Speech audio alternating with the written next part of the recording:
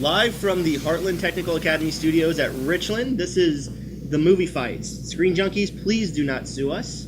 Today we have a panel of people that's going to be fighting about some movies. No fisticuffs, please, gentlemen. Let's keep it civil. Let's start over here. We have Joey, we have Devontae, Cameron, we got Jack. So we're ready to go. How are you guys feeling about this?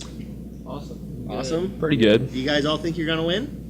Yeah. All right, so let's not waste any time getting to know each other. Let's get right into the first question. First question, and we're going to start with Joey. What movie that doesn't have a sequel deserves one? What do you think that should be? The Incredibles. Even though they're thinking about making another Incredibles, they should make Incredibles 2.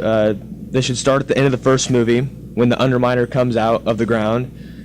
But in this movie, they should fight as a family the entire movie, instead of just that one scene at the end of the movie. And the movie should explore Jack's powers. All right. What about you, Devontae? I think Wally should be because how it is like it should have a twist towards the end of it. And how it should have more people should come in with it and have a harder time to figure things out. All right. Cameron, you're up. I chose Red Dawn, the original one. The original. To have it, and I feel like it's set up for a sequel because we don't know if Patrick Swayze's character Jed lives or dies when they have that final attack, and then we obviously have Robert and Erica who do survive. So I feel like it'd be really good to set up a sequel where they show, they go to the military, they show them how, to survive looking like civilians and all this different stuff out in the woods and just do sabotaging raids again and possibly just do better things. Go Wolverines. All right, finally, Jack, what do you have? Well, I'm going to do one of the older movies. I'm going to do Gladiator by Ridley Scott, who directed. So I was thinking that Gladiator deserves a sequel, more like a prequel, because there's been several writers that Ridley Scott has been talking about that possibility of another Gladiator movie. So, I mean, I'm more of a classic movie fellow, so I said we give Gladiator another shot. Russell Crowe himself said it'd be an interesting idea. All right. Joey, what do you think about everybody else's? Why is yours the best? I think mine's the best because mine's set up for the sequel the best. He just comes up straight out the ground at the end of the movie and basically declares war on society. And who was that? The Underminer. Very good. All right, Devontae, what about you? I think mine's the best because the fact that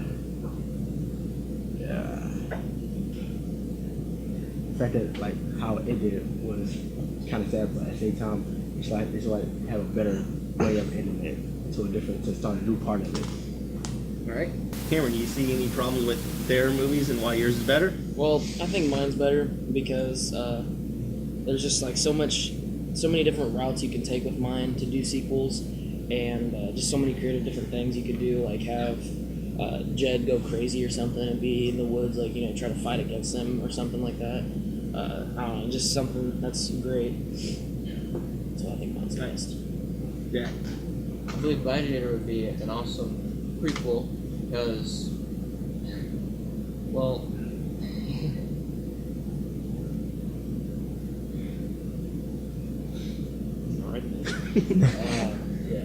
Anybody have any final thoughts before I go to judging? No? You guys think you made your one okay? Okay, well, Jack wasn't sure if this movie's a prequel or sequel because you kept saying it back and forth, and you never said if it's a sequel. I thought there were different ideas that Ridley Scott had in mind. One was that Russell Crowe plays Maximus Aurelius from the movie, the main character, that he would come back to the afterlife and that the gods of Olympus were dying because Christian religion is rising. So, I mean, that was an interesting idea that I thought could be a good idea, and despite the fact it's more of a spiritual concept as opposed to the all-out fighting and blood and gore, it would be an interesting idea. All right. But before I go to judging, we got some fact checkers over here. We got Maddie and Raina. Did you see any problems with any of them? Ridley Scott. Yes. Yeah. It seems like everything checks out. Okay. Everything checks out? All right, so that's good. So you came on strong at the end there, but like I said, for a while I didn't know what the prequel or sequel would be. If it's a sequel, you never told me how, Maximus is going to come back, because he's pretty much dead at the end of it. So that was with yours. You need to talk a little bit more about who are they fighting? Are they still fighting the Chinese in this one, or are they got to change They were the fighting Margarita? the Russians. Was it the Russians? Yeah, the first it was one? the See, Russians. I couldn't remember. So did you say that? No. No. See, I couldn't remember thought that. everybody knew that one. So I got to give this point to Joey, because I liked his whole thing of fight as a family, and how it's set up for a sequel with the Underminer. So first point goes to Joey. All right. Second question, and Jack, we're going to start with you with this one. What is the best Disney animated film? The Lion King.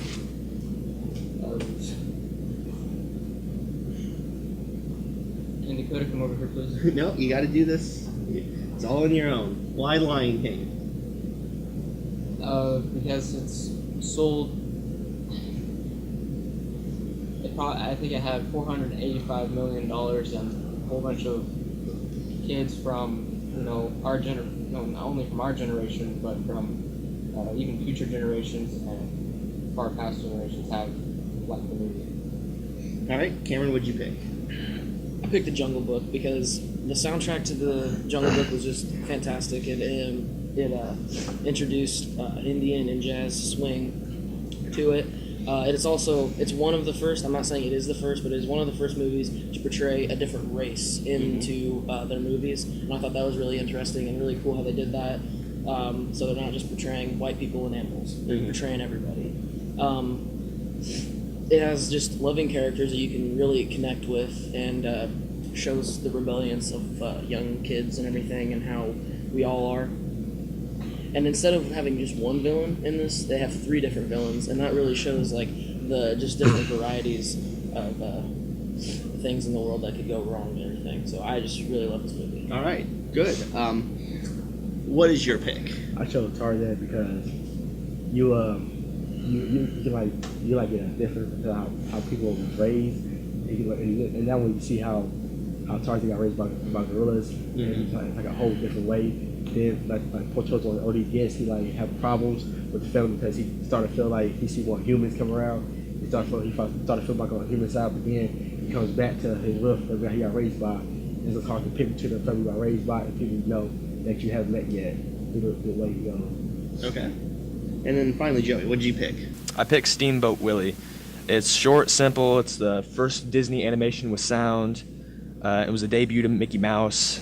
It's just it's what you think when you think of Disney. All right. So now you've heard everything, Jack. What do you say? And what can you rip about with their choices? Why is Lion King better than, say, Tarzan or Jungle Book?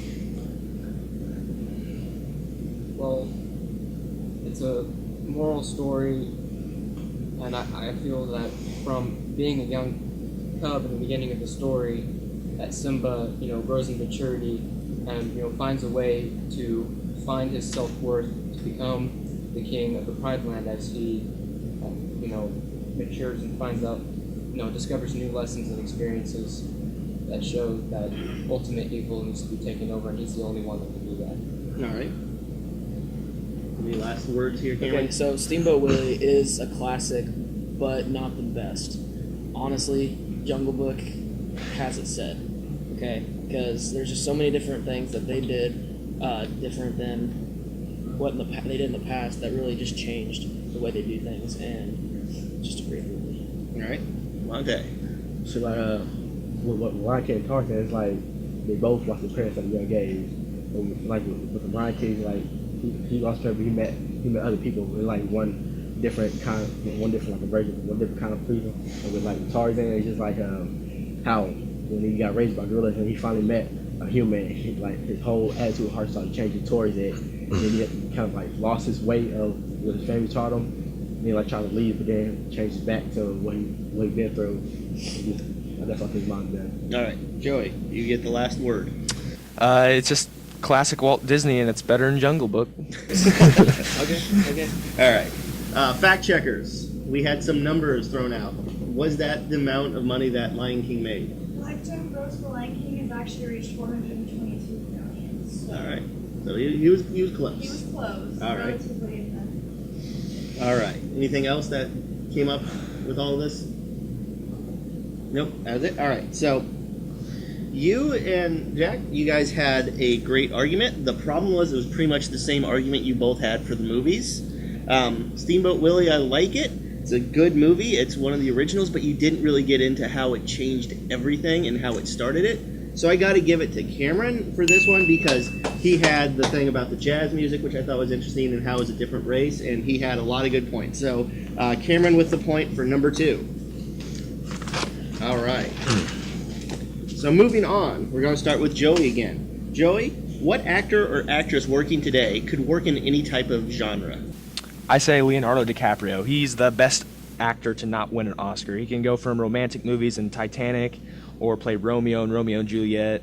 He can be an insane man in Shutter Island or a mentally challenged kid in What's Eating Gilbert Grape, or he's even a rich drug addict in Wolf of Wall Street. And then his newest one, he's an 1800s man, Hugh Glass, that gets attacked by a bear. I saw that movie yesterday, and I'm really hoping he gets an Oscar for it. All right. Vontae, who'd you pick? chose Will Smith because the fact that he did multiple genres of movies, and when he acted, like, fits perfect. He fits perfect for each one of them. Like in like an action movie, he was in like I, Robot. He like fit perfect for it. He got a little romance. He got a little sadness in it with it too. Then he got some other movies he's been in, like The Hitch. And all them too. Like he acted those off so well to the point we get more awards with him too. All right. Well, yeah, Cameron. I picked Adam Driver. He is, I feel like, a great actor. He came in to Star Wars knowing how big it is and how if you mess up just a little bit, you're going to get criticized so much. And I feel like he just completely played that role off, like, just amazing. And he's a pretty new actor. He also played in Lincoln with small roles and everything like that. Whenever he first started off, this is the dedication he had, is he slept in a paint storage room to prepare for a role for somebody who's supposed to feel isolated. And in order to do that, I feel like you have to just have a great mindset of how you want to act and how you want to really nail those roles. He even played, emotional roles, like in Girls. He won 3 Primetime Emmy Awards for that. And I feel like all around, he really just puts all of his emotion and all of his work into what he does. He was crazy as Kylo Ren. Like, he went from just wanting to kill everything to, that Han Solo scene, and then he just went back to going crazy. It's just the way he transitions and way he does his acting is just unreal to me, and how new he is. All right, who'd you have, Jack? I have Robert Downey Jr. I picked him because, not that this is important, but my statistics say that he makes $80 million a year, which tells me that he's a very, since he's high paid, he's a very high quality professional actor, and all the many directors are scratching to get him. So, for example, he's obviously been in several Marvel movies, especially Avengers 1 and 2 and all the Iron Man movies, but he's also been in the 2 Sherlock Holmes movies, which I believe were like 2 completely different things, and he managed to pull off both so very, very well. He also played in The Judge and The Soloist, and there's countless many other movies that he's played in different many parts that he's taken. So I think that Robert Downey Jr. deserves this as in the best for all genres. All right. Why does he deserve it more than the other 3? Because they're all 4 good choices. Why does he deserve it more than, say, Adam Driver or Will Smith? Because I really believe that the part that he takes, not only outside of being an actor, just being a person in himself, he's a natural. He does everything that he does, everything he acts, everything within and without a movie, he does very well at playing the part. So I really believe he deserves this. Okay, he makes that much money because he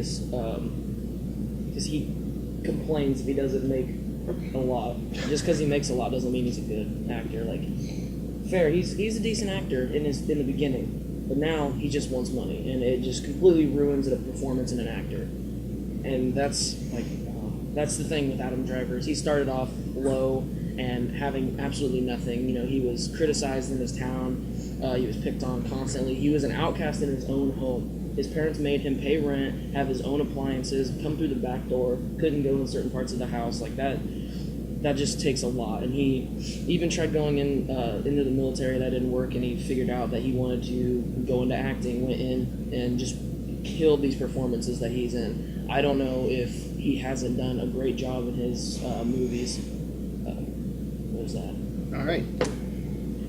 I had like never seen a movie where Will Smith did bad at acting. Like you got a show where the Fresh Prince where he got all romance, action, all that goes to one of that show. It's like that's like one of the top shows. I think that's like one of the top shows that he did good acting in. It's just like the way he like performs all the movies.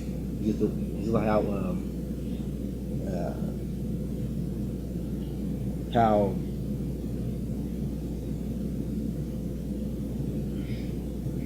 All right.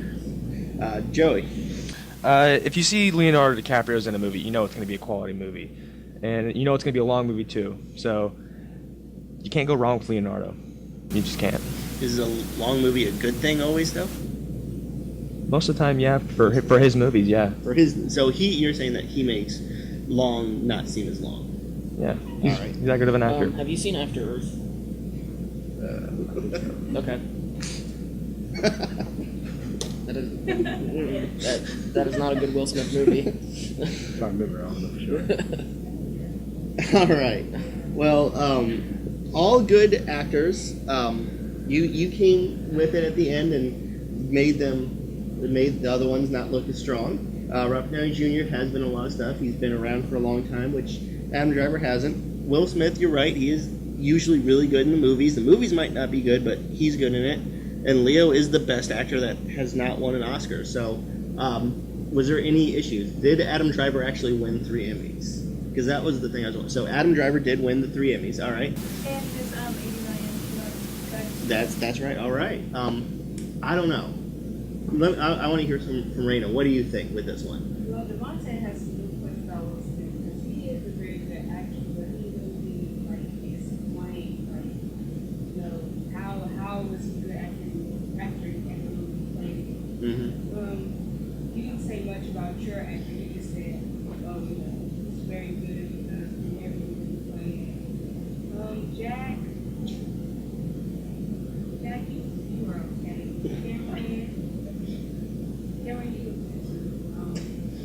I think I like Will Smith. So. Will Smith? All right. So we'll give it to Devontae for that one. All right. We're on to the 4th question. Jack, we're going to start with you. What video game do you think would make the best movie? Gears of War. Gears of War. Particularly for the fact,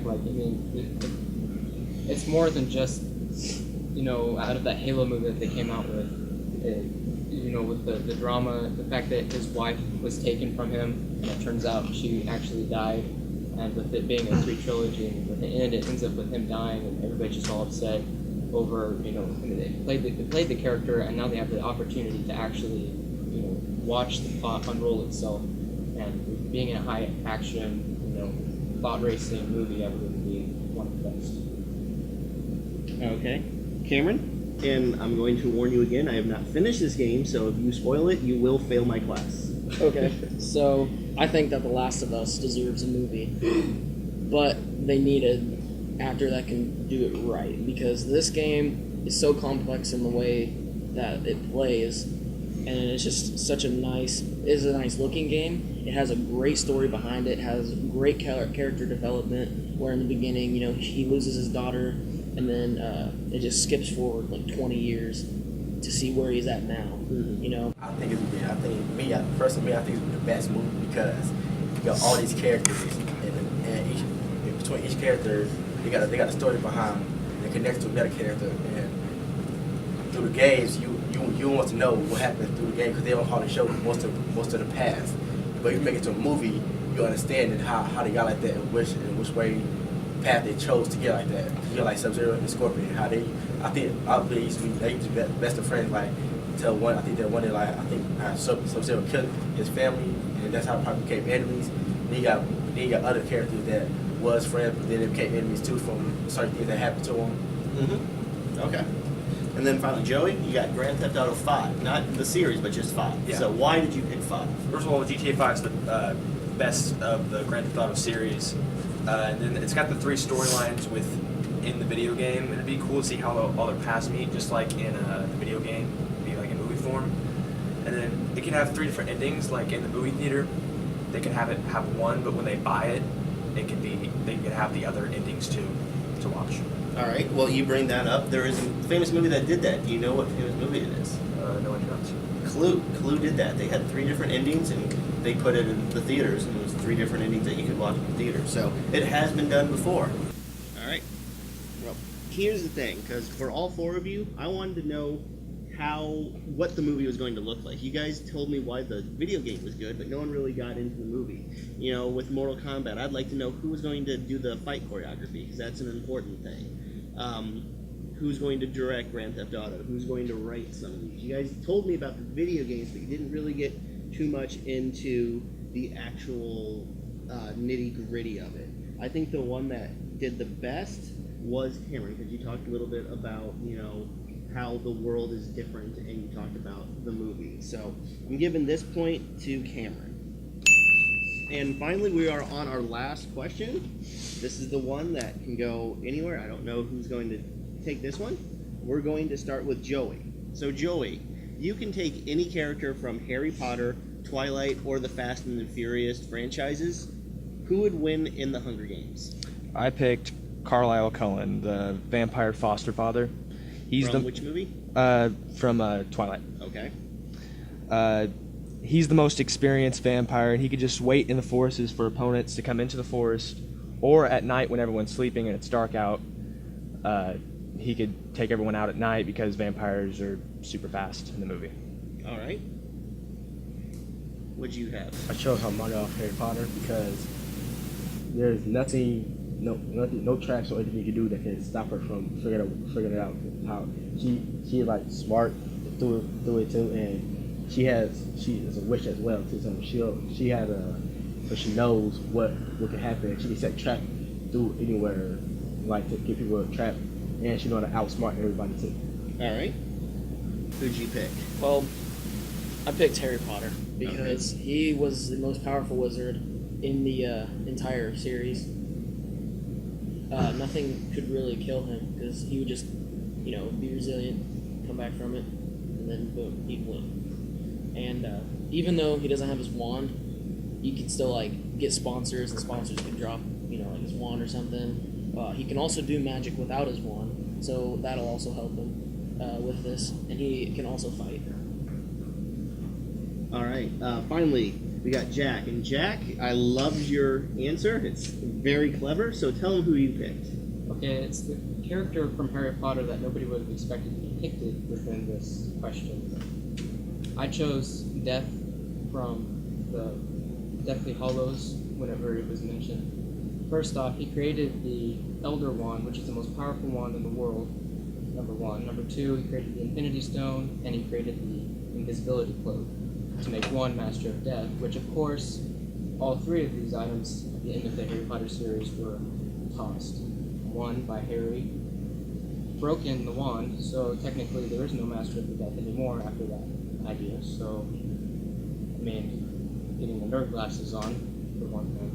And despite the fact he's not a vampire and he's not a wizard, he technically would be the most powerful warlock than any or all of the above because he is dead. He cannot die, for one, and he's super powerful. Both dead. So I'm giving all the credit to Death from Harry Potter. All right. I got a question for you. How would he kill the vampire if the vampire's already dead? Death is death. I'm pretty sure that there'd be some how to. It's not how it works. A way to remedy. He's already dead. For one thing, there's multiple ways to kill a vampire as opposed to death who cannot die at all. So having an immortal fight with death would be practical. Are all of our characters fighting in this Hunger Game, or Yes, are they just by all- themselves? So all of them are fighting each Okay. other. Death in itself cannot die. So if a vampire, which can die, can be torn to shreds, and burned as opposed to death. You cannot die, period. What do you think, Cameron? Why is Harry Potter going to win this one? Correct me if I'm wrong. Didn't Harry Potter survive death? Kind of. I'm not really getting into the deepness of it, but he did die Explain. and come back. Okay. Yeah, explain this. I've never seen the movies, so I'm sorry. I would assume that he survived death. Whatever,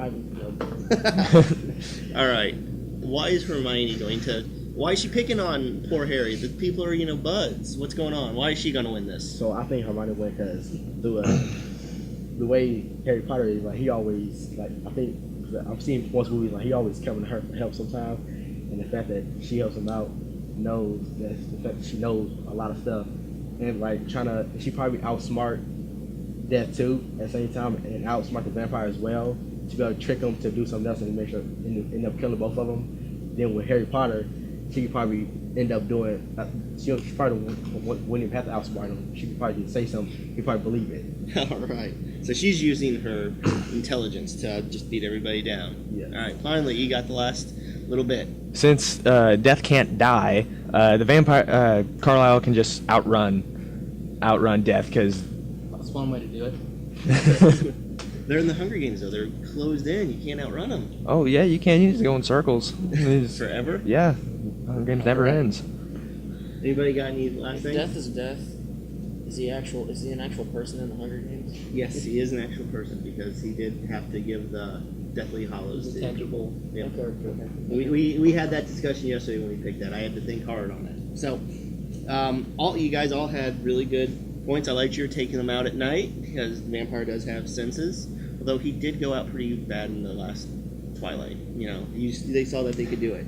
You brought up good points. I don't think there's a character that's smarter than Hermione in any of those franchises, and she could probably outsmart a lot of stuff. Most powerful, and he did cheat Death. I don't know if he's the most powerful. He's just the smartest, and he knows how to win, which you brought up. And Death, you had good points. How do you fight Death? How do you beat Death? So I would go with Death. Raina, what do you think? Do you agree with me? Yeah, I think Jack had a very strong argument. Was there any errors or omissions that you guys saw since you were fact checking before I give the point? No. Nope. All right. So Jack gets that for Death. So it was close battle, but it looks like Cameron wins because he had 2 points versus 1 for everybody else. So Cameron is the winner of movie fights. Do you have anything you would like to say?